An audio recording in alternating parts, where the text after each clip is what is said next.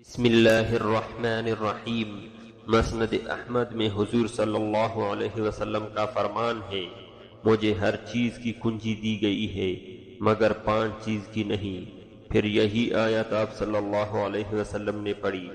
حضرت ابو ہریرہ رضی اللہ تعالی عنہ فرماتے ہیں، حضور اکرم صلی اللہ علیہ وسلم ہماری مجلس میں بیٹھے ہوئے تھے، جو ایک صاحب تشریف لائے، پوچھنے لگے، یا رسول اللہ صلی اللہ علیہ وسلم، ایمان کیا چیز ہے؟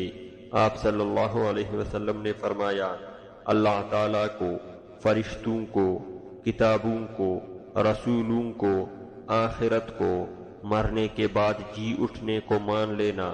اس نے پوچھا، اسلام کیا چیز ہے؟ فرمایا، ایک اللہ تعالیٰ کی عبادت کرنا، اس کے ساتھ کسی کو شریک نہ کرنا، نمازیں پڑھنا، زکوٰۃ دینا، رمضان کے روزے رکھنا۔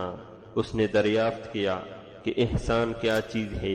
فرمایا، تیرا اس طرح اللہ تعالیٰ کی عبادت کرنا گویا تو اسے دیکھ رہا ہے، اگر تو اسے نہیں دیکھتا تو وہ تجھے دیکھ رہا ہے۔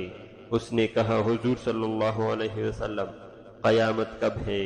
فرمایا، اس کا علم نہ مجھے ہے نہ تجھے ہے، ہاں میں اس کی نشانیاں بتلاتا ہوں۔ جب لونڈی اپنی آقا کو چنے، اور جب ننگے پیرو اور ننگے بدنوں والے لوگوں کے سردار بن جائے۔